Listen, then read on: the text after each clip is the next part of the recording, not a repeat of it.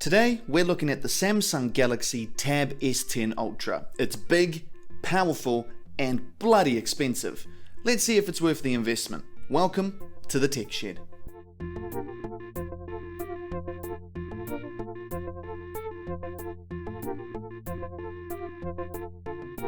Alright, let's talk price because this tablet does not come cheap. I'm not sure about your country, but in my country it comes in two versions, a Wi-Fi version and a slightly more expensive 5G version. The Wi-Fi version has two storage options, 256GB and 512GB, and the 5G version has 256GB, that's it. Now the prices will change depending on where you live, so here are the prices from around the world. It's also important to know that this doesn't come with a case in the box, and you'll definitely want one, ideally one with a keyboard. If you opt for the official Samsung option, that adds a significant amount to the price.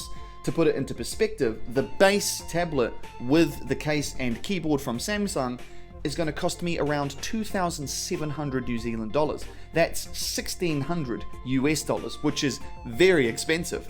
However, it is similarly priced to its main competitor, the Apple iPad Pro, so take it as you will. Now the first thing you'll notice about the S10 Ultra is it's massive. It weighs 718 grams, measures 326mm along the top, 208mm up the side, and is 5.4mm thick. Now the size isn't necessarily a bad thing. Because it's a big tablet, it allows for a big display, and that's great for things like multitasking where you have two apps open side by side, video editing, watching movies and YouTube videos, and of course, drawing. Now, if you're looking for the latest e-reader and you want to read a book and hold this in one hand, it's not great for that, it's simply too heavy. The screen is glass, the back is aluminium, and Samsung calls the frame enhanced armor aluminium, which is a lame way of saying it's more durable than ever, but you don't want to be dropping this. I'm not ballsy enough to test it. You'll definitely want a case. It comes in two colors, silver and grey. Both are typically bland and boring for a professional device. On the back, you get an S Pen. This comes in the box, and it connects magnetically for convenient charging. The magnetic hold is strong. You can hear it snap. But if you're pulling it out of a drawer or out of a bag, you can almost guarantee that the pen will pop off, which does get annoying. Just another reason why you want a case. Overall, yes, it is massive, but it's also sleek. I like the design. The S10 Ultra's display is stunning. I'm not too sure if my camera is going to do it justice, but it's a 14.6 inch 120Hz dynamic AMOLED 2X HDR 10 Plus screen.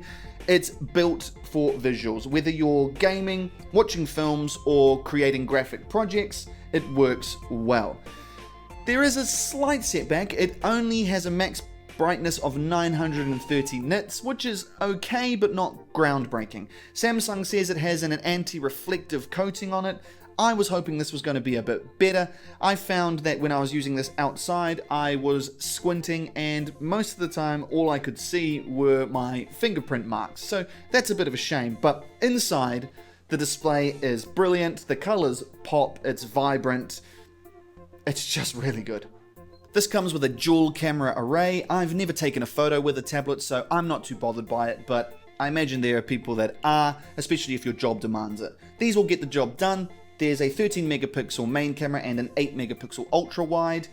Again, not groundbreaking performance, but they'll take good enough photos for whatever you need it for. On the front, again, two cameras, a 12 megapixel ultra wide and a 12 megapixel main. These are very good for things like Zoom or Google Meet calls. They have features like auto framing that will keep you in frame and anybody else.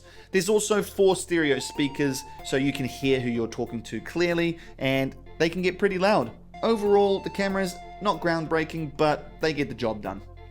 As I mentioned earlier, the S10 Ultra comes with an S Pen in the box. I thought it was going to get annoying because I thought if I lay it down flat where it sits on the back, it would make the tablet rock and roll if I touched the edges, but it actually sits quite nicely.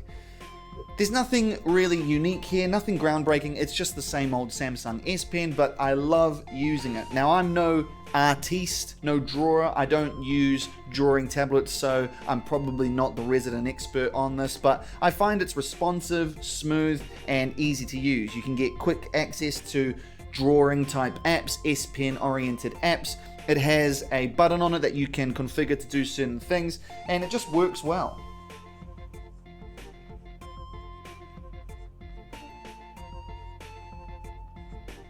Wow. My handwriting is terrible. If you can't read that, that says, subscribe please. I'd greatly appreciate it. Of course, this is compatible with all the Samsung features you'd expect, like multi-control, quick share, DeX, and split view. Split view is particularly good on this large screen. You can split the screen into up to 3 apps. That means you could do something like have a YouTube video on one side and a note-taking app on the other side, watch the video, take notes simultaneously. Works brilliantly. It's also compatible with Galaxy AI features, which enhance the ability to use this as a work device. Things like PDF translate, voice to text, where you get a voice recording and it will text it out to you, note summarizer. There's loads more. I feel like a lot of these features are so much better on this tablet than, say, something like my Z Fold 4. Let's talk about power. This is a powerhouse tablet. It uses the MediaTek Dimensity 9300 Plus processor, which is a mouthful. Why are processors always crazy names? Anyway, it's a bit of a surprise because Samsung usually goes for the Qualcomm Snapdragon processors. The good news is the MediaTek processor allows you to do pretty much anything: gaming, video editing, graphic design, whatever it may be. This can handle it, but don't just take my word for it. We ran it through some tests. We tested the CPU with Geekbench 6's CPU benchmark testing, and the results were very good. A 2197 single core score, which means for low intensive tasks like surfing the web, listening to music, it's going to be buttery smooth, and a 7204 multi-core score, which means the CPU is also decent for high intensive processes like gaming. We also tested the GPU with a 3D Mark Wildlife Extreme test. If I can quickly just find it, it achieved pretty good results again.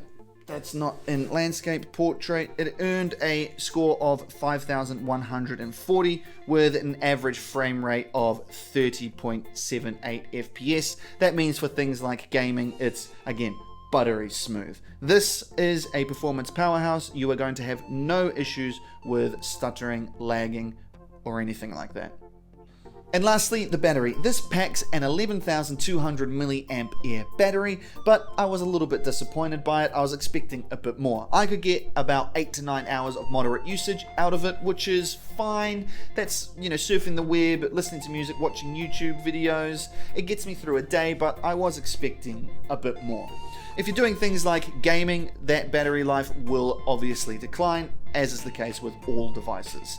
It supports 45 watt wired charging, which will give you 35% of juice in 30 minutes, but if you want to charge it from 0 to 100, it's going to take over an hour, which is long, but is to be expected in a battery that is this big. Annoyingly, yet again, there is no charging brick in the box. Whoever started that, I say it every time, is so disappointing. That means you're going to have to buy a 45 watt capable charger, which aren't cheap, and this is already expensive, especially when you factor in the case and the keyboard, so adding a charger on top is a bit of a kick in the teeth. So, is the Samsung Galaxy Tab S10 Ultra worth it? Well, for some people I would say yes, but for most people I would say no. Yes, this is the best of what Samsung has to offer. It's got a brilliant 14.6-inch display, a sleek design, excellent S Pen functionalities. The whole package is really, really good. But it's also really, really expensive, especially when you factor in you probably want to buy a case with a keyboard and a 45 watt charger, which add to the already high price. So, unless you have a specific reason for this much power and you're ready to pay the premium price, I think that the Tab S10 Ultra is probably going to be more than you need. For everyday use or casual work, there are plenty of other tablets out there that offer great functionality for a much, much lower price. However, if you can afford it and can justify the price, you are going to freaking love it. That's been my review of the Tab S10 Ultra. Thanks for watching. Like and subscribe. Subscribing's free. Unlike this thing, it's freaking expensive. Cheers.